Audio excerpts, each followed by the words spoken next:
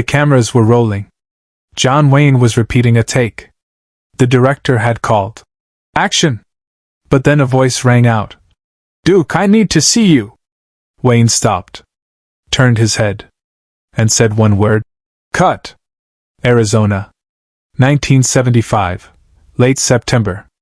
The desert stretched endlessly in every direction, red rock, dust, heat shimmering off the ground even as afternoon began its slow surrender to evening.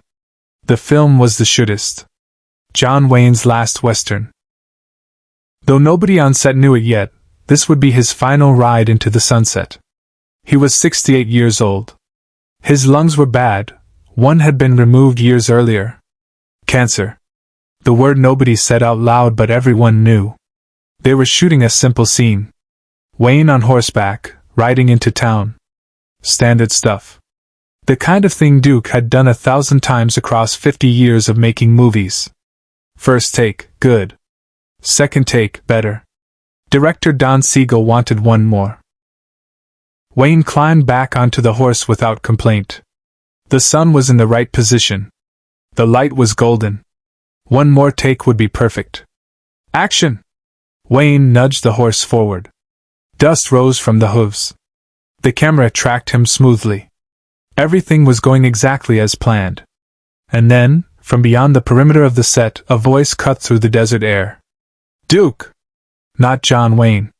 Not Mr. Wayne. Duke. The name his friends used. The name that carried weight. Wayne's head turned. Just slightly. His hands tightened almost imperceptibly on the reins. The voice came again, louder this time, more desperate. "Mr. Wayne! I need to talk to you." Don Siegel, watching through his viewfinder, muttered, "What the hell?" into his headset. Security was supposed to keep civilians away from the set. Nobody got through. Nobody interrupted a take.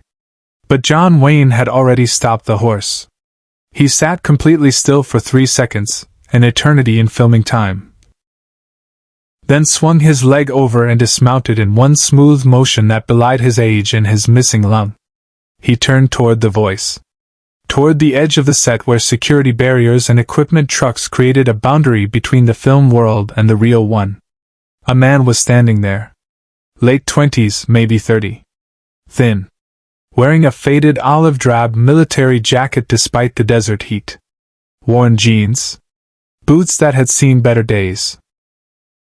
His face was weathered in a way that had nothing to do with age and everything to do with experience. Wayne raised his hand, not toward the man, but toward his crew. The gesture was simple, unmistakable. Wait. Wayne didn't raise his voice. He didn't have to. The entire set froze. 75 crew members, actors, extras, everyone stopped moving. When John Wayne raised his hand like that, you stopped. You waited. You didn't ask questions. Wayne walked toward the man. Not quickly. Not slowly. Just steady, purposeful steps across the dusty ground, his boot heels making soft sounds in the dirt. Don Siegel stepped away from the camera. "Duke, we're losing light. We need to." Wayne didn't turn around. He just kept walking. And Siegel stopped talking. The man in the military jacket stood his ground, but his hands were shaking. Up close now, Wayne could see details. The jacket had a patch on the shoulder, 1st Cavalry Division. The fabric was sun-faded, worn thin at the elbows. The man's eyes were red-rimmed, not from crying but from something deeper. Exhaustion, maybe? Or something that lived past exhaustion into a territory that had no name.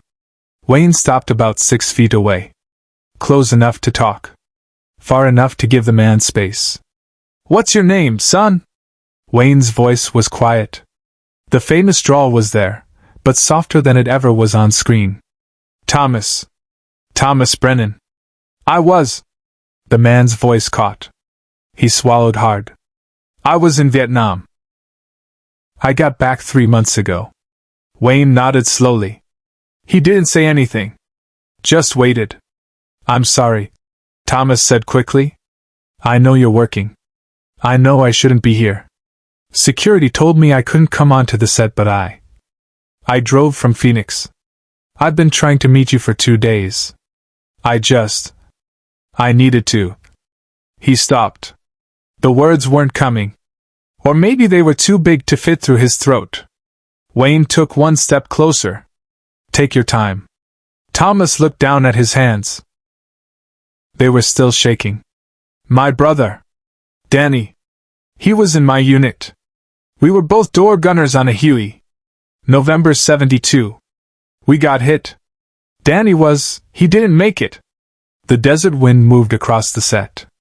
Somewhere in the background, a piece of equipment creaked.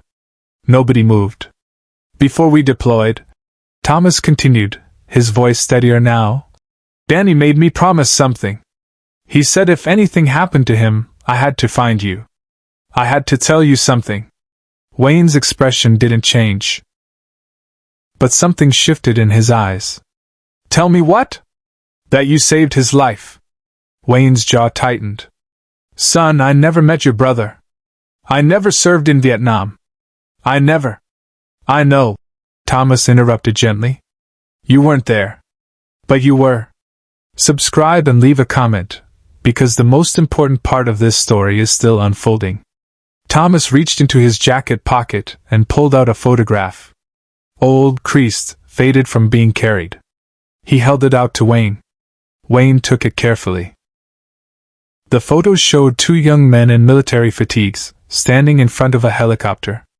Both were smiling despite the heat, despite the dust, despite everything. They couldn't have been more than 20 years old. That's Danny on the left, Thomas said. That's me on the right. That was taken 2 weeks before he died. Wayne studied the photograph. 2 kids. That's what they were. Just kids. Playing soldiers in a war that wasn't theirs to win or lose. Danny carried a photograph of you, Thomas said. From the Green Berets. You remember that film? Wayne's mouth tightened into a thin line. Of course he remembered. 1968. The Vietnam War film that half the country hated him for making. The protesters outside theaters. The critics calling him a warmonger. The soldiers who thanked him and the soldiers who spat at his feet. Danny carried that photo in his helmet, Thomas continued. He'd show it to new guys who were scared. He'd say, Duke went through worse. If he made it, we'll make it. It was stupid, I know. You're an actor. You never went through what we went through. But to Danny you were real. You were proof that good men could survive bad things. Thomas's voice cracked on the last word. The night before he died, Thomas said, we were sitting in base camp. Danny couldn't sleep. He kept staring at that photo. And he said, if I don't make it, find Duke. Tell him he got me through 2 tours. Tell him that matters. Wayne was very still. He looked at the photograph in his hand, the 2 brothers, young and alive, standing in the sun in a country that would take one of them and break the other. I'm sorry, Thomas said again. I know this doesn't make sense. I know you probably hear this kind of thing all the time. But I promised Danny. And I've been trying to keep that promise for 3 years. I needed you to know. Wayne didn't speak for a long moment. He just stood there, holding the photograph, his weathered face unreadable. Then he did something nobody on set expected. He stepped forward and pulled Thomas Brennan into an embrace. Not a handshake. Not a pat on the shoulder. A full embrace, his arms around this stranger, this soldier, this brother of a dead kid who had carried John Wayne's picture into hell. The crew watched in silence. Don Siegel stood beside the camera with his hand over his mouth. The script supervisor had tears running down her face. Nobody moved. Wayne held Thomas for maybe 10 seconds. Then he stepped back, his hands on the young man's shoulders. Your brother was wrong about one thing, Wayne said, his voice rough. I didn't go through worse. I never went through anything close to what you boys did. I made movies. You went to war. There's no comparison. But Duke, listen to me. Wayne's grip tightened slightly. I didn't serve. That's a weight I've carried my whole life. I was too old when the war started. But before that, I had chances. And I made different choices. I made movies instead. Good movies, I hope. Important movies, maybe. But not service. Not real service. His voice was steady, but something in it was breaking. Something old and carried and never spoken. Your brother carried my picture. Wayne continued. And maybe it helped him. I hope it did. But Thomas, you need to understand something.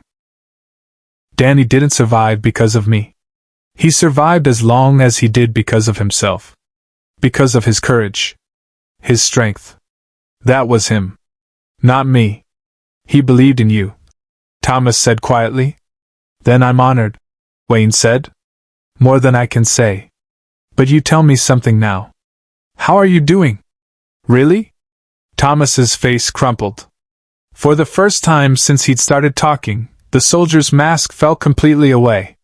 I don't know how to be home, he whispered. I don't know how to wake up without him. I don't know how to explain to people what happened. They see the jacket, and they either thank me or they look away. Nobody wants to hear about Danny. Nobody wants to know. Wayne nodded slowly. I want to know. Tell me about him. Away from the cameras, Wayne made a choice no one expected. The sun was lower now. The light was gone. The perfect take they'd been chasing was lost. Don Siegel had already started breaking down equipment, understanding without being told that they were done for the day. John Wayne sat on an equipment crate. Thomas Brennan sat beside him. And for 45 minutes Thomas talked. He talked about Danny. About growing up in Phoenix. About their mother who had died when they were kids. About joining the military together because they didn't want to be separated. About Danny's terrible jokes and his good heart, and the way he could fix anything mechanical but couldn't cook worth a damn. He talked about the helicopters. The heat. The fear. The moments of beauty that shouldn't exist in war but do. The friendships. The losses. The day Danny died and how Thomas had held him and how the last thing Danny said was, "Tell Mom I'm sorry." Wayne listened. He didn't interrupt. Didn't offer platitudes. Didn't try to make it better. He just sat and listened while a young man poured out 3 years of grief and guilt and love for a brother who died believing John Wayne was a hero. When Thomas finally went quiet, Wayne reached into his vest pocket and pulled out a silver dollar. Old. Worn smooth. He'd carried it for years, a good luck charm, though he'd never been quite sure where it came from or why it mattered. He pressed it into Thomas's hand. This doesn't fix anything, Wayne said. It doesn't bring Danny back. But it's something I've carried for a long time. And I want you to have it. Keep it. And when you look at it, remember that your brother mattered. His life mattered. His service mattered. And you carrying his memory, that matters most of all. Thomas closed his fingers around the coin. Thank you? No, Wayne said firmly. Thank you? For serving. For coming home. For keeping your promise to your brother. That takes more courage than any movie I've ever made. They sat together a while longer as the desert darkened. Eventually, Wayne walked Thomas to his car, a beat-up Chevy parked half a mile away where security had first stopped him. Before Thomas drove away, Wayne leaned into the window. You ever need anything, Wayne said, you call this number. He handed Thomas a card with a phone number handwritten on it. That's my private line. Not for movies. Not for business. For people who matter. You matter, Thomas. Don't forget that. Thomas's eyes filled. He nodded, unable to speak. And Thomas? Danny was proud of you. I can tell. Keep making him proud. Wayne stepped back. Thomas started the engine. As the Chevy pulled away into the desert twilight, John Wayne stood watching until the taillights disappeared. But what followed would stay with everyone who witnessed it, forever. The next day, filming resumed. Wayne never mentioned what had happened. Neither did the crew. It wasn't discussed. It wasn't explained. It just sat there among them, the knowledge that they'd witnessed something real break through the machinery of Hollywood. But Don Siegel noticed something. Wayne's performance changed. Subtly. The character he was playing in The Shootist was a dying gunfighter facing his mortality with quiet dignity. And now there was something deeper in Wayne's eyes. Something earned. 3 months later, The Shootist wrapped. It would be John Wayne's final film. Cancer took him 4 years later, in 1979. Thomas Brennan never called the number. But he kept the silver dollar. And he kept his promise. Share and subscribe. Some stories deserve to be remembered. In 1995, 20 years after that afternoon in the Arizona desert, Thomas donated the silver dollar to the Smithsonian. It sits in a glass case now, alongside the photograph of 2 brothers in front of a helicopter. The placard reads, "Given by John Wayne to Vietnam veteran Thomas Brennan, 1975. A reminder that heroism takes many forms. And sometimes the greatest act is simply listening." Wayne never spoke publicly about that day. But the crew who were there, every one of them, remembered it as the moment they understood what Duke really was. Not a hero. Just a man who knew when to stop pretending and start being present.